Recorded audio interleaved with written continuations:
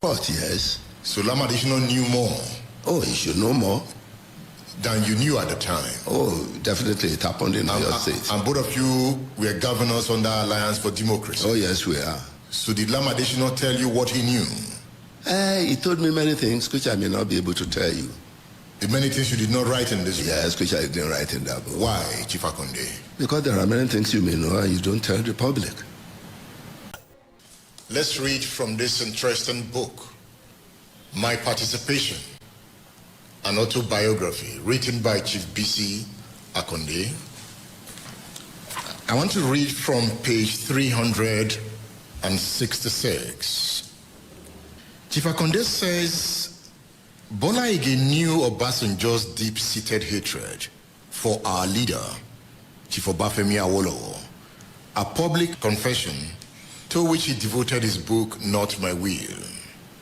What Ige did not reckon with was the unrelenting hostility of some members of Afenifere leadership to his aspiration to become the presidential flag bearer of our party, the Alliance for Democracy, and its alliance partner, the APP.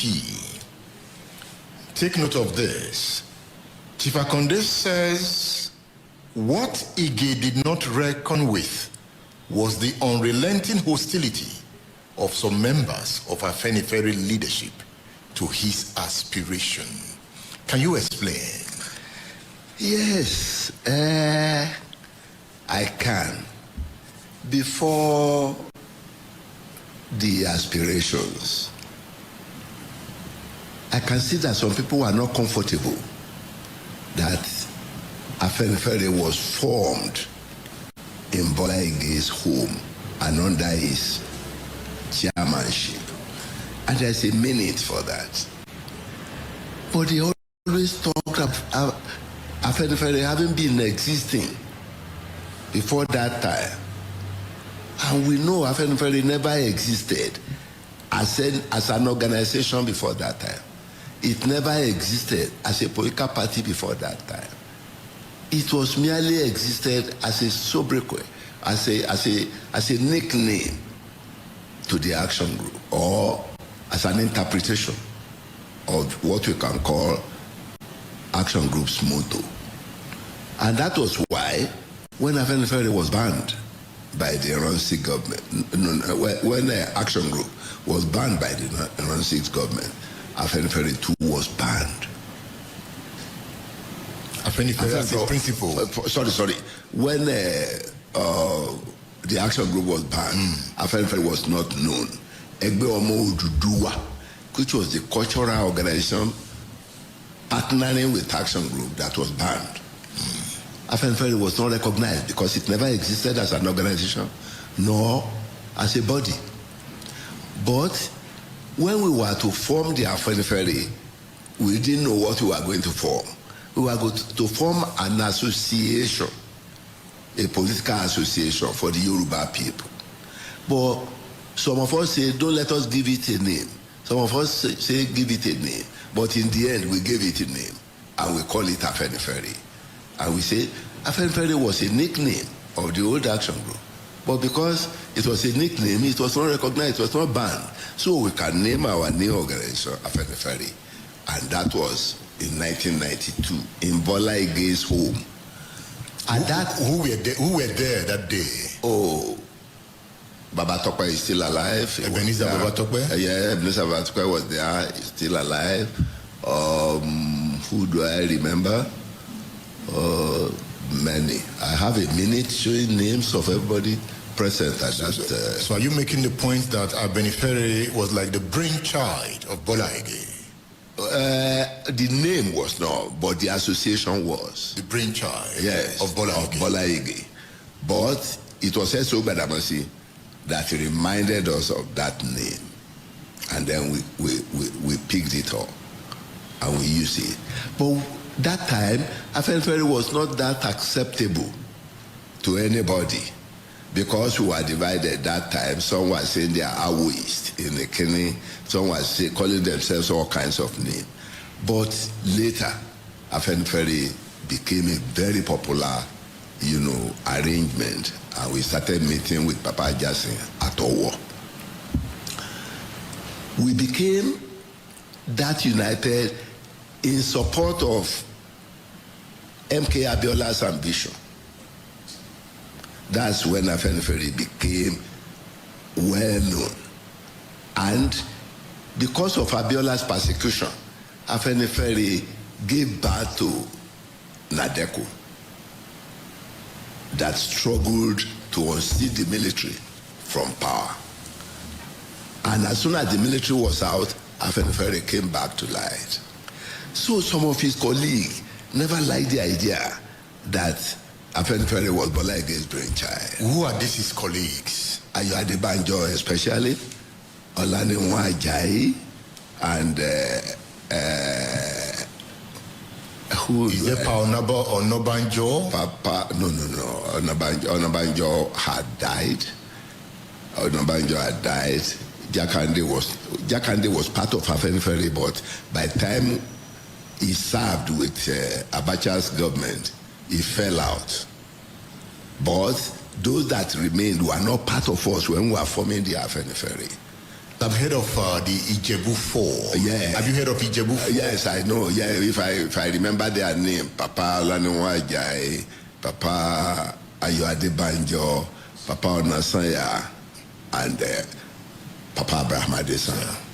I don't know the position of Abraham Adesanya. To me, he's an honest leader, but a little weak, because the other three always seems to choke him. So those were the three main opposition to Bola Ige. To Bola Ige. In Afenifere. In Afenifere. They were, those three I know of. Then they employed some foot soldiers like Okuromu, like Shonebare, and a few others like that. They have some foot soldiers, among us. But when we saw the trend, some of us were not happy. By this time, you were the chairman of Afenifere in Osun State. In Osun State. Some of us were not happy. Then I met Papa Abraham Adesanya. We must do something about this thing. That when Papa Ajasin was the leader of Afenifere, we were having a steering committee under the leadership of Bola Ige. And the steering committee prepares, the way forward for the Afenifere to move. And things were moving smoothly. Now that you are the leader, we must resuscitate the steering committee. But Baba Abraham Adesanya seems not to, want to do that. By this time, Bola Ige was the deputy leader. Of Afenifere. So we go to meeting without knowing who forms the agenda, without rudderlessly, so to say. And the meeting was becoming unnecessarily noisy and crowded. So we were not happy about that, and we started complaining. But, well, unfortunately, all is history now. It was Bola Ige who nominated Abraham Adesanya. Yes. To be the leader of Afenifere. To be the leader of Afenifere. Do you think that was a miscalculation? It wasn't. The meeting where Abraham Adesanya was elected was becoming rowdy because everybody wanted to say Bola Ige should be the leader.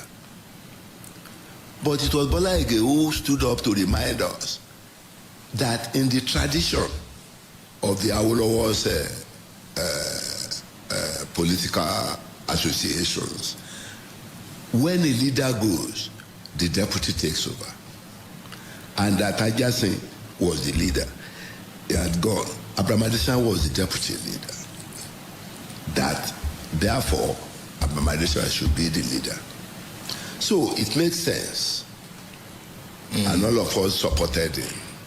And then somebody moved, it should Bola Ige, who should be the deputy leader. And unanimously we accepted. But some analysts might be thinking, Bola Ige knew he wanted to run for the presidency. Yeah. And this was an opportunity for him. There was nothing in sight to show that anybody would be president at that time. Abacha was still in it. And Bola Ige was doing sit-down look because he told me privately that the military was going nowhere, even before Babangida left. That's why he started saying he would not join any political organization, and he was doing a sit-down look. So at that time, Afenifere was being created. Bola Ige was not thinking of, any opportunity for presidency. He might be nursing the ambition that in future, if things comes out well, whichever party that will be coming up, he might want to run. He might be thinking that inside him. But that opportunity was not open to many people at that time because Babangida was still in office. Later, Abacha took over. That was when Afenifere was being formed. But when we are changing from Ajasen's leadership to Abraham Adesanya's leadership, Abacha was still alive. So the idea wasn't because Bola Ige wanted to be president that he felt maybe in order to calm the nerves at that meeting. At that meeting, the youth wanted Bola Ige to be and if you allow it to go to vote, Bola Ige might win.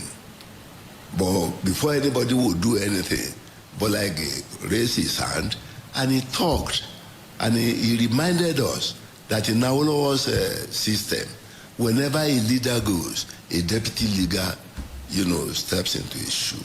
Did that become his undoing? Well, I wouldn't say so, because I believe in destiny and God.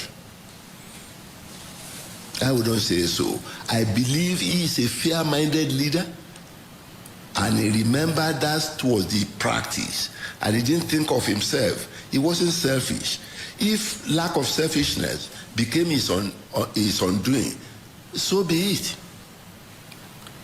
So towards the 1999 election, yes, he declared his intention. No, he was declaring to me, and people were saying that he was having that ambition. But we had a meeting in Kaduna, and many of us, about 7 of us, in his wife's house? We had to stay in his wife's house after leaving Tanko Yusuf's house. Some didn't know where to go. It was mid of the night.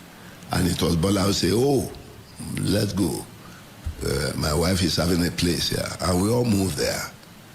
And as we were eating the dinner, he left us and went out. So before I went to sleep, I alerted the wife, please, when uncle comes, when your husband comes back, ask him to see me, wake me up, and I want to have a talk with him. So uncle came with a torchlight to our room, because there was no light, and woke me up, and I said, look, take the opportunity of your friends, Pa Ayo Adebanjo,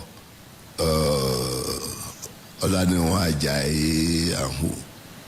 They were all there. Take the opportunity of this night to talk to them about your ambition before we leave here.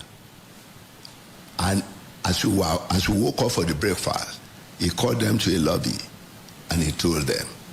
I didn't know what they said, but in the plane, we were in the same plane coming back to Lagos from Kaduna in Shashangi, and I knew Adebanjo and Olaniwa Ajayi were talking animatedly with Baba Fasami. So when we arrived in Ikeja, Fasami requested me to carry him to Dr. Otegbeye's place. So on our way, he said, Bisi, it appears these people will not be supporting Bola's ambition. I said, what do you say? He said, what do you see? He said, they told him that he told them at the lobby, at the secret lobby, that he was ambitious to becoming the president, and they felt it would be too difficult for them to control, and they would not be ready to support him. Fasami told me that, and I told Uncle that, Uncle, come and see you. This is what Fasami told me when we left Kaduna. So how he handled it, I don't know. By this time, you've already You were already in charge in Osun State? No, I was chairman of the party. I didn't even know I would be governor by that time. You didn't know? No, I didn't know I would be governor. We were just forming the AD. AD was very young then. It was immediately after local government election. So it was clear at that point that Bola Ige had opposition within Afenifere. Oh, it was clear. And it was a staunch opposition. Oh, it was. They really meant to hold him back, at least to stop him from becoming president. And they stopped him? Well, let's say they stopped him, but fate stopped him. You were part of that electoral college? Yes, I was, at the D-Rovan. D-Rovan? Yes. Did you vote for Bola Ige? Yes, I voted for Bola Ige. Who did not vote for Bola Ige? It's very difficult to say who, because it was a secret ballot voting. We were writing names of who we want. And it was, can I remember the result anymore now? I can't remember, but it was very close. But we can't say, I can't say for certain who and who did not vote. But Bola Ige also picked his persons to be part of that electoral college? No. The formula was that all governors, maybe all governors were part of the electoral college, and then they selected maybe one or two from each state. Did Lam additional vote for Bola Ige? Oh yes. Did Tinubu vote for Bola Ige? I wouldn't know. Who was that governor that was half? Oh, Nigerian Adebanjo. Adefarasin. Adefarasin definitely didn't vote for Bola Ige. Why? Oh, he was campaigning against him in the open, we all know. Oshoba, I can't say, but I think Oshoba voted Bola Ige. Why was Bola Ige not around during that election? Honestly, I can't tell you. I didn't even know he was not until after the result. And he didn't tell you? No, he didn't tell me. He was in the United States? You know, at the D-Rovan, very close by, Uncle Dele was. And when the thing was happening, maybe immediately after I met him, and I wanted to know where Uncle was, where Uncle Bola was, and he told me he traveled. Were you happy he did not win? Oh, I was unhappy because I know since he didn't win, I know the man who won would never win. You were sure Falaye was not going to win? Oh, yes. I knew there's no way Falaye could win. Who knows Falaye? Who knows Falaye? Who knows Falaye? What was Falaye? I say it to him in his... What was Falaye? It was Bola Ige who introduced Falaye to us. So how did you allow Falaye to contest against Bola Ige? Oh, he is free to contest. I could have contested. How could he have defeated Bola Ige when nobody knew him? Look, how he defeated Bola Ige is beyond my control. But he had every right. That means Bola Ige had opponents within. Oh, yes. From the leadership, yes. He didn't calculate well. He would not have thought that the result would be like that. He was disappointed. He should be very disappointed. He was angry. Oh, I was angry too because I knew since Bola Ige did not win, there was no election. It was only Obasanjo now. Who else will vote for him? I mean, all the APP governors, all 7 of them, voted Obasanjo. They voted for themselves at the governorship election and voted for Obasanjo at the presidential election. If it were Bola Ige, it would be different. And that was the beginning of the crack. Oh, yes. Oh, yeah, that was the beginning of the crack. But the end came with the death of Bola Ige. The death of Bola Ige was the death of Afenifere. Because he founded it. And he took it away. He founded it? He founded it. And he took it away? He took it away. Afenifere is not dead, Chief Bisi Akande. I don't know. I don't know where it is. Maybe you know it's not the Afenifere we formed you. So this Afenifere is... I don't know. Is there one now? But your man, Tinubu, visited Afenifere before the election. We visited Fasorati. Fasorati? We visited Fasorati. Not Afenifere. No. Some people are just pushing we Afenifere. Some people will go to Fasorati, we say we Afenifere. Some will go to Adebanjo, say we Afenifere. Which one are you talking about now? As far as I know, Bola Ige has taken away Afenifere. Afenifere is gone. It's gone. State Affairs with Edmund Obilo.